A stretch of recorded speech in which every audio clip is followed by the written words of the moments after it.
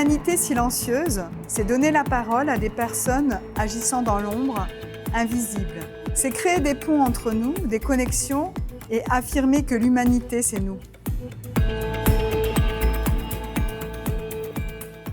Alors, s'il y a une personne qui te connaît très bien, qui devait te présenter, qu'est-ce qu'elle dirait de toi pour que je te rencontre ici et maintenant? Alors, que je suis, multiple, créative, dynamique, empathique, alcoolique. Que des hicks. Ouais, c'est ça, que des hicks. Ouais, multiple, je pense que c'est peut-être le mot, qui irait le mieux, quoi. Ouais, je pense avoir beaucoup de facettes. C'est comme si j'avais une espèce d'énergie créatrice de plein de choses. Alors, du coup, dès qu'il y a des projets, à plus ou moins long terme, parce qu'il y en a certains qui sont à très long terme, je saute dessus parce que j'adore ça, quoi. J'ai une fascination de sentir, alors peut-être une capacité, je sais pas si, ou quelque chose que j'ai développé au fur et à mesure, mais de sentir cette espèce de vie qui circule à l'intérieur de nous. Je m'appelle Virginie, hein, donc j'ai mis du temps à aimer ce prénom jusqu'au moment où j'ai réalisé qu'il y avait le mot vie dedans, tu vois. Mais il y a vraiment ouais, cet amour de la vie qui circule à travers de nous. Et ce week-end, j'ai fait une expérience de respiration vraiment extraordinaire. Et un des animateurs disait, c'est quand même extraordinaire de voir que la vie ne s'est jamais arrêtée depuis 4 milliards d'années, quoi. Et que ça s'est transmis au fur et à mesure. Et de sentir ça à l'intérieur de moi, peut-être développé par les sens et une capacité sensorielle que j'ai pu développer par mes diverses activités, moi, ça me met à chaque fois en émerveillement. Je trouve ça extraordinaire, en fait. Et donc ton rapport à la terre aussi, ça vient de là peut-être aussi quelque part. Comment tu l'expliques d'être vigneronne dans ton parcours Alors peut-être que justement, il y avait une espèce de grande sensibilité ou sensorialité, sensualité, je pourrais même juste aller jusqu'à dire ça, qui faisait que je percevais les choses, mais ça m'effrayait de les percevoir. Et ce rapport à la terre, en fait, ça m'a servi juste pour me mettre les deux pieds sur terre et me mettre dans une espèce de matière et de voir que dans la matière, je pouvais continuer à développer ces sens. Et je trouve que le rapport à la nature, pour ça, il est excellent. Et ça fait 20 ans que je suis vigneronne et que j'ai mes sens en permanence en éveil et en accueil de ce vivant à l'extérieur de moi, qui du coup me permet d'être d'autant plus émerveillée et d'autant plus ancrée pour euh, appréhender cette vitalité à l'intérieur de moi, quoi. Donc il y a toujours ce mouvement qui fait la vie, qui fait le souffle, qui va de l'extérieur vers l'intérieur. Je ne saurais pas qui nourrit, qui fait la poule et qui fait l'œuf, quoi. Mais il y a cette espèce d'interaction et d'échange que, qui, moi, en tout cas, j'avais besoin à un moment de le mettre vraiment dans la matière, dans l'action, dans la production avec cette activité de vigneronne. Et maintenant, je peux quitter. Je ne sais pas dire que je peux quitter la dimension matérielle, mais je peux laisser pleinement place à la dimension spirituelle parce qu'il y a eu cette dimension matérielle. Bah, je travaille en biodynamie Mhm. depuis 20 ans et quand j'ai commencé, pour moi, c'était une évidence de travailler comme ça. Quand j'ai découvert ces vins-là, il y avait quelque chose qui vibrait à l'intérieur de moi. Ça éveillait totalement mes sens, mais plus que mes sens, en fait, plus que mes 5 sens. Donc du coup, j'ai commencé à me questionner et à me dire mais d'où ça vient? Et je trouvais que c'était beaucoup par la biodynamie qui avait ça. Bah, quand j'ai lu un petit peu les principes de Steiner, ce qu'il avait fait, etc., bah, finalement, j'ai retrouvé des choses que j'avais à l'intérieur de moi dans d'autres domaines de ma vie, que ça soit le yoga, que ça soit la danse, la peinture. Et je me dis, bah ouais, en fait, il n'y a pas à dissocier tout ça. C'est pour ça que je disais que j'étais multiple, mais unique, en fait, comme tout à chacun. C'est aussi parce qu'on a ces différentes choses ou ces différentes portes d'accès qu'on arrive à relier entre elles pour pouvoir après donner sens à ce que l'on est, quoi. Mais est-ce qu'il y a quelque chose en particulier qui t'a fait dire mais oui, c'est ça en fait, la vie n'est pas c'est pas fait que de cases. Mon père est médecin et c'est vrai qu'il n'a jamais été dans aucune case. Alors, il nous a transmis ça, ma sœur et moi. Et puis, il nous disait, mais tu sais, dans les gens que je soigne, il n'y en a que 5% qui sont vraiment malades, en fait.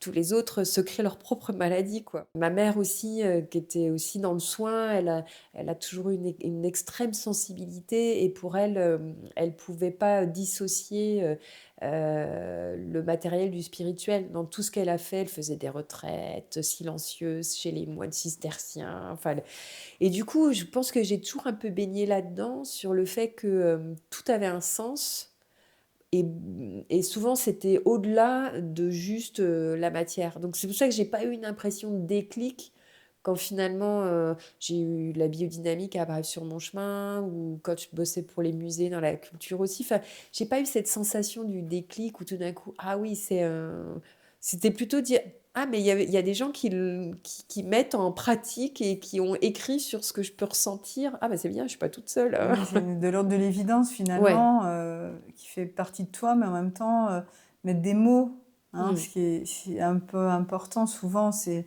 l'inconscience de ce qu'on fait alors qu'on sent qu'il y a quelque chose de relié et puis finalement la lecture, une rencontre, quelque chose fait dire: «Ah, enfin!» Ouais. Bah, le travail en biodynamie, ça a été un peu ça aussi, quoi. C'était l'occasion de pouvoir mettre en mots et en matière, des choses que je pouvais sentir parce que toute l'approche, de l'agriculture, biodynamique, c'est ça, c'est d'agir sur, le corps éthérique, c'est d'agir, dans le principe de l'information. On agit sur du subtil, quoi et des choses que je pouvais percevoir mais et là, je trouvais dans ce choix de travailler la matière, je trouvais quelqu'un, ou en tout cas une pratique, qui permettait d'associer ce que j'avais envie de faire matériellement et puis ce que je pouvais ressentir de manière plus sensorielle, plus subtile, quoi. Alors là, je vais, partir sur un petit texte et bon, tu le connais puisque c'est toi qui l'as écrit. Enfin, c'est une philosophe qui l'a écrit, mais tu l'as mis, dans ton profil. Ne pas perdre son centre, son axe, son idéal, tel est le principe de vie, l'étincelle qui jamais ne s'éteindra. Vivre l'instant et non courir après le temps, c'est aussi un art de sobriété.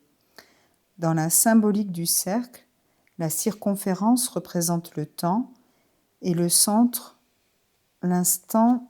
Ainsi, le fait de se relier à la dimension intérieure permet de vivre à la fois le temps qui passe dans le monde et l'instant hors temps, lorsqu'on perçoit en transparence les profondeurs par-delà les remous du monde. Qui est cette personne Alors, pour toi? Colette Poggi, c'est drôle parce que elle est sanskriste, philosophe et puis écrivaine. Elle a beaucoup écrit sur une école de yoga qui est très importante pour moi, qui est l'école Shivaïte du Cachemire. Elle a beaucoup écrit sur l'idée du spanda. Et le spanda, c'est le nom que j'ai utilisé pour le domaine, que j'ai mis au féminin, la spanda, qui en sanskrit veut dire la vibration cosmique. Colette Poggi a écrit beaucoup de choses sur les sagesses indiennes et elle a écrit notamment, dont est issue cette phrase, un livre sur David Henry Thoreau, qui était un penseur, qui était un aventurier, un philosophe de la fin du 19e aux États-Unis et qui est parti s'isoler dans les bois et prendre la notion, en fait, qu'a vécu de la manière la plus sobre possible pour se mettre vraiment en communion aussi avec la nature et puis toucher le véritable soi, quoi. En effet, dès qu'on est en lien avec la nature, le temps change de géométrie. C'est-à-dire on quitte la géométrie linéaire qu'on a, nous, dans notre temporalité, hein, d'occidentaux, et on revient à une temporalité cyclique, quoi. Et que finalement, ben, au bout d'un moment, ce cycle qui est extérieur à nous, quand on le vit et quand on l'intègre pleinement dans notre existence, ben, petit à petit, en fait, ça fait un petit peu comme une force centrifuge. Ça nous incite, ça nous invite à revenir à l'intérieur, quoi. Et du coup, en venant à l'intérieur, on vient aussi toucher ces profondeurs qui ne sont pas toujours évidentes à voir, à Apercevoir. percevoir, à accepter, à intégrer, à mettre en lumière, pour arriver finalement à ce point qui est notre soi et qui finalement quitte la temporalité. Après, ça pourrait être la vision de l'âme qui fait que l'âme, il n'y a pas de présent, pas de futur, pas de passé pour l'âme, quoi. Et puis que j'aime cette idée du cercle et de cette rencontre avec ce point, quoi, avec cette unicité qui est propre à nous, quoi. Et quand tu vois notre monde, comment tu le perçois, notre monde? Après, à la fois, je me sens dedans, je me sens pas complètement décalée par rapport à ça. Et en même temps, ça me semble très loin, déjà parce que j'écoute pas vraiment les infos non plus, donc je sais pas trop ce qui se passe. Ne vient à moi que finalement les informations dont j'ai besoin. Et c'est pas un déni, c'est pas un refus de voir ce qui se passe à l'extérieur, c'est juste que c'est pas à ce niveau-là que je pourrais agir moi. Donc le seul niveau où je me sens capable d'agir, c'est là où je suis moi. Donc après, oui, je vais pas dire que je cautionne et que je me sens en phase avec tous les choix qui sont faits. Mais, mais voilà, quelque part, si ça doit aller vers là, peut-être que ça a une raison d'être ou pas, j'en sais rien. Mais en tout cas, c'est pas ma démarche et c'est pas ma recherche à moi, quoi. Oui, je peux parfois quand même me sentir un peu en décalage ou à contre-courant ou dans la création d'une voie parallèle aussi. Et puis on est plein, je pense, à aller vers là et heureusement, peut-être un peu trop silencieux, mais peut-être parce qu'agir dans les profondeurs et agir vraiment dans un sens profond des choses nécessite pas forcément des projecteurs, des feux d'artifice de partout. C'est vraiment une démarche qui est quand même propre à chacun et pour moi, ça suffira à faire évoluer le monde. Je vais pas dire changer le monde, mais à le faire évoluer, quoi. On facilite ce multiple et cette reliance au tout. Et cette reliance, cette résilience, puis cette reliance à tout ce qui est extérieur à nous, par cette connaissance profonde de ce qu'on est. Parce que du coup, ça nous invite à aller à la juste place et donc du coup d'apporter ce pourquoi on est venu dans ce monde. Ça a toujours été l'horreur pour moi d'être réduit à une seule case. Alors ça m'a joué beaucoup de tours parce que il y a plein de fois où j'ai pas trouvé ma place et même encore maintenant où j'ai du mal à trouver cette place, mais parce que c'est moi qui l'a créée cette place en fait. Et c'est ce que je comprends encore maintenant, et c'est tout un chemin, que c'est moi qui déciderai de la place que je suis, ce pourquoi je suis venue ici.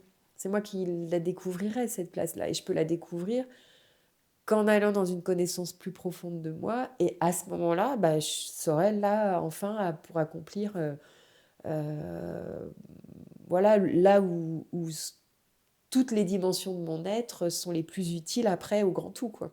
Moi, souvent, je me suis dit, mais quel est le lien, quand même, entre le vin, le yoga? Souvent, on dit, bah non, on fait du yoga, on boit pas de vin, même s'il y a le yoga du vin. La différence avec, après, le lien avec la danse et tout. Et puis, en fait, mais le lien, pour moi, il est évident. Moi, ce que j'y mets comme lien, c'est cette idée de vie, quoi. C'est pour ça que j'aime autant ce mot de spanda et de vibration cosmique, donc qui vient d'une école tantrique. Et dans le tantra, ce que j'aime beaucoup, c'est qu'il y a vraiment cette dimension d'incarner pleinement dans cette existence terrestre l'être spirituel qu'on a. Ils ont beaucoup travaillé aussi sur le corps. Ils n'ont pas cherché à aller désincarner une âme et à être complètement ailleurs. Non, il y a vraiment cette idée d'expérimenter sa vie spirituelle dans un être incarné. Et la vibration cosmique, c'est ça, c'est comment on arrive à développer un tel état de conscience que à un moment, dans notre corporalité, dans notre matérialité, on arrive à ressentir une reliance avec quelque chose de beaucoup plus grand qu'est cette énergie cosmique dont on est tous nourris, puisqu'on est tous des poussières d'étoiles, quoi. Et moi, du coup, je me suis toujours demandé, mais pourquoi il y a ce lien entre tous ces éléments-là? Mais en fait, c'est que ce lien-là, c'est moi, en fait. C'est ce que je suis profondément. C'est cette idée de vie, de perception de cette espèce d'énergie vitale que je retrouve dans tout ça. Et pour en venir à cette idée de tantra, dans le tantra, il y a cette idée de tisser du lien. Et donc en fait, c'est ça qui fait pas un être mieux ou moins bien, mais qui fait la singularité de la personne que je suis. Et tout à chacun peut faire ce chemin-là en acceptant après de partir un peu dans cette exploration de tous ces liens, quoi. Et l'infiniment petit, l'infiniment grand, c'est la même chose. C'est incroyable. Et on est au centre de tout ça, en fait. Toucher à ça dans chaque chose en tout cas, moi, c'est ce que j'ai envie et ce qui me motive dans toutes les différentes choses que je fais, c'est que je sens cet infiniment grand et cet infiniment petit dans chaque chose, que ça soit à la vigne ou dans le vin, dans tout le process, dans tous les éléments naturels qui se passent, mais dans le travail des sols, où on peut aller vraiment sur des choses microscopiques et on dit que tout ça, ça va donner des caractéristiques très particulières à la plante et au raisin, ou dans le mouvement qui est de se dire, bah voilà, quand on fait des choses très petites, on sent toute la vie à l'intérieur de nous, et en même temps, bah, il se passe quelque chose avec d'autres aussi qui est extrêmement grand et beau. Enfin, moi, je trouve ça magique. Et là, on est à nouveau, on est dans ce va-et-vient de l'infiniment petit, de l'infiniment grand, de l'extérieur, de l'intérieur.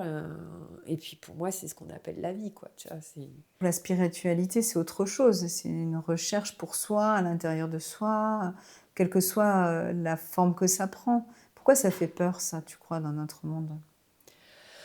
Bah, ça fait peur parce que souvent derrière ce mot, on l'a opposé à la matérialité et on l'a souvent associé à la religion. Mm. Donc au dogme aussi, alors que le principe de la religion au départ, c'est la reliance. Je pense que ça peut faire peur aussi de prendre conscience qu'on est tout et rien à la fois. Parce que quelque part, là-dedans, va aussi prendre sa responsabilité. Et prendre sa responsabilité, pour moi, c'est associé à la liberté. Et là, on va toucher à des choses où, en effet, on a envie, mais C'est faire des choix. c'est faire des choix, c'est faire preuve de courage et d'ouvrir le cœur. Donc parfois, prendre son pouvoir intérieur, hein, et ne pas s'en remettre à quelqu'un d'autre pour faire les choses à notre place, c'est pas évident, quoi. Et je pense qu'il y a un petit peu ça qui fait peur inconsciemment dans cette notion de spiritualité. C'est qu'à un moment, on reprend son pouvoir intérieur pour être capable oui, de se positionner autrement dans l'appréhension de sa propre vie, quoi. Les événements de vie, on les aura toujours. C'est-à-dire qu'on aura toujours la mort, on aura toujours les maladies, on aura toujours des difficultés. Enfin, ça fait partie de l'existence humaine. On a la possibilité de voir ça comme une souffrance ou de voir ça comme une expérience, quoi. Et ça change tout. Ou de voir ça comme une chance. Mm. Voilà, ces trois possibilités, moi j'ai envie de les voir comme des expériences d'évolution, en tout cas pour arriver à quelque part vivre les choses avec plus de sérénité, quoi. Je vais pas dire de joie, de bonheur, parce que j'adore ce film Vice Versa pour les. Je veux pas dire que c'est pour les gamins, parce que je pense que c'est un film et d'une efficacité redoutable, juste pour prendre qu'en effet, bah, s'il n'y avait pas des choses tristes à un moment, bah, la joie pourrait pas renaître, quoi. Donc du coup, s'il n'y avait pas un moment des difficultés, qu'on peut voir comme des souffrances, mais qui à un moment vont se transformer en chance. Quelque part, oui, on a une destinée, mais par contre, on est libre du scénario à l'intérieur, quoi. Donc on sait qu'on va du point A au point B, c'est quoi le titre du film, mais par contre, ce qu'on fait à l'intérieur, c'est nous qui en décidons. C'est vrai que les choses que je fais, il faut qu'elles aient du sens. Donc après, tout ce qui est le démarche créative, ça me tient à cœur. Et si en plus, ça peut soutenir un engagement, une forme d'engagement, donc ça soit la cause des femmes ou la place de la femme dans la création artistique, bah voilà, du coup, j'ai soutenu la compagnie Lali qui a monté un très beau très belle pièce, drôle et en même temps pleine d'informations et de Très réalité, qui s'appelle riche. La Table Marcello. Elles sont toujours en pleine création d'un nouveau projet. Et je suis très contente de les avoir soutenues, quoi, parce qu'elles voulaient associer, comme elles disent, c'est la compagnie Lali, c'est Lali de vin, mais c'est aussi Lali de l'humanité. Et du coup, moi, je les ai accompagnées avec le vin, parce que ça a été une rencontre humaine. Et l'humanité, oui, c'est ça. Chaque individu, chaque feuille qui tombe, ben, elles font ensemble pour créer un terreau qui permettra de faire grandir quelque chose. Au bout d'un moment, tous, on arrive en se mettant ensemble, on arrive à créer quelque chose de commun qui permet de faire évoluer et grandir autre chose, quoi. Moi, je trouve ça génial, quoi. Clairement. D'où l'importance de se découvrir soi, parce qu'on voit aussi que on n'a pas que des zones lumineuses, hein. On a aussi des traits de caractère qui sont moins glorieux, quoi. Mais c'est ce qui nous construit. Des traits de caractère qui peuvent être parfois bons et parfois mauvais, mais en tout cas, c'est ce qui va nous définir aussi à un moment donné, comme personne unique, comme être humain.